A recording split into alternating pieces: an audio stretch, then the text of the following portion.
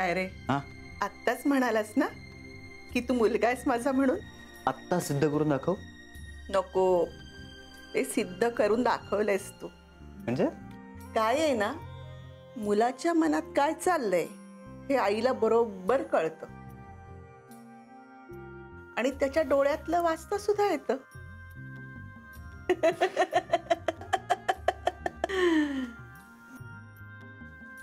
मिळालंच.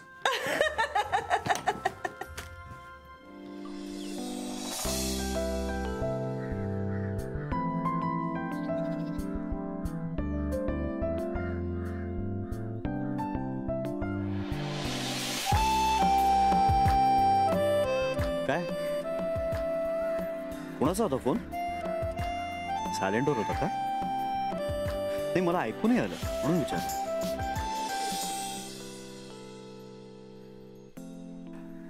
Actually Gauri, मला तुला काहीतरी सांगायचं आहे.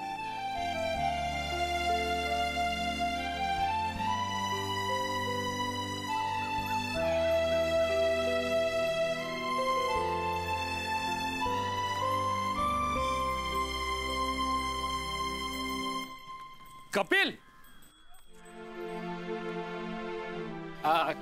कपिल, अरे तू फोन विसरला होतास आतमध्ये. अधिकारींचा फोन होता. सॉरी, म्हणजे मी उचलला. त्यांना खूप महत्वाचं बोलायचंय तुझ्याशी. फोन कर त्यांना. मी सुद्धा इथे जरा महत्वाचं बोलतोय. मी त्यांना नंतर कॉल बॅक करतो ना. अरे करून घे ना, it's okay. Aisha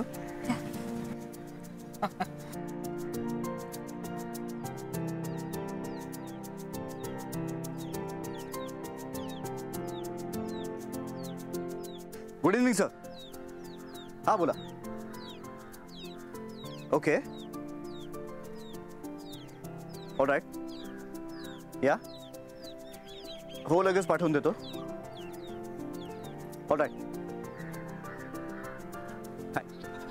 thank you so much sir. Thank you so much. Thank you. या थँक्यू. हिरेन. हा, येस. Hiren it's happening. काय रे, काय झालं? गौरी, माझं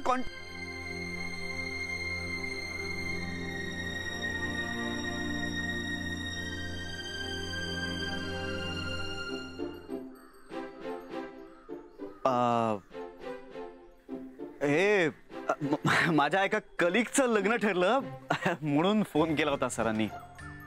मग हे सांगायला तुला सरांनी फोन केला होता? म्हणजे नक्की हेच कारण आहे का दुसरं काही आहे? अरे काय यार, कम ऑन. बघा कपिल, नक्की कलिगचंच लग्न ठरलंय ना? अगं हो, काय तुझं पण ना. नाही, तू इतका एक्साइट झाला जसं की कुठल्या तरी मुलीने तुलाच हो म्हणलंय. कम ऑन यार गौरी. हाँ, मुझे भी यही लगता है. चला काका, हे औषध घ्या.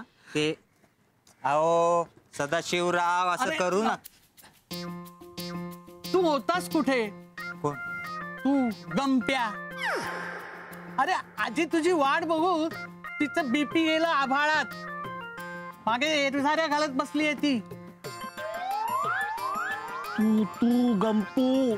गंपू अजून लहान.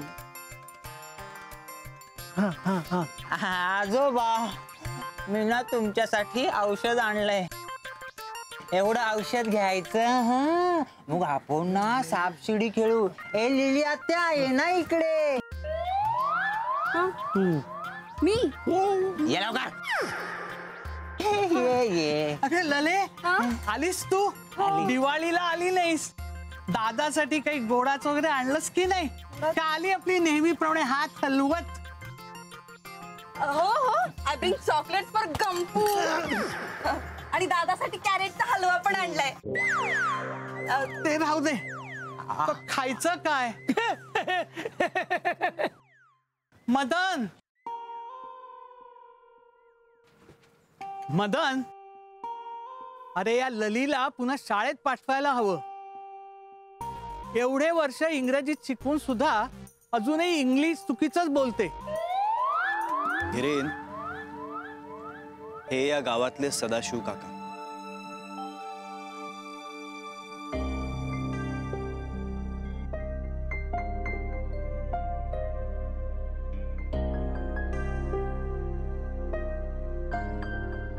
बापरे, हे गावातले लोक असे प्रेमळ आणि फॅमिली ओरिएंटेड ऐकलं होतं, पण हे काहीतरी भलतंच आहे रे. याच्यापेक्षा आपले मुंबईतले लोक बरे. आपल्या आई वडिलांना घरातनं बाहेर तर नाही काढत, एक वेळ स्वतः दुसरीकडे जाऊन राहतील, पण घरातनं बाहेर नाही काढणार. हे रे, उगाच जनरलाइज नको रे करू. मी आणि गौरीनं असं ठरवलंय की त्या मदनला चांगला धडा शिकवायचा आणि यांना यांच्या हक्काचं घर मिळवून द्यायचं. नाही, तुझे विचार चांगले आहेत, पण काय झालंय तुला? तू कधीपासून या सगळ्या भानगडीत पडायला लागलास? ए हिरेन, कम ऑन यार. ऍज अ फ्रेंड सांगतोय. काय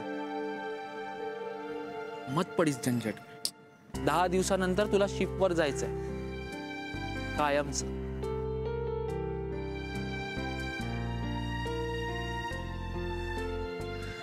आय नो. पण मी स्वतःला लांब ठेवू शकत नाहीये रे या सगळ्यापासून.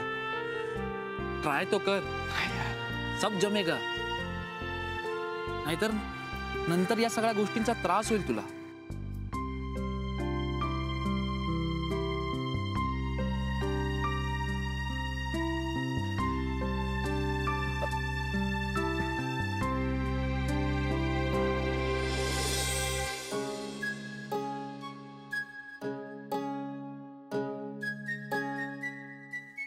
अण्णा हा काय करताय? स्वयंपाक. मग मला पण काहीतरी काम सांगा ना.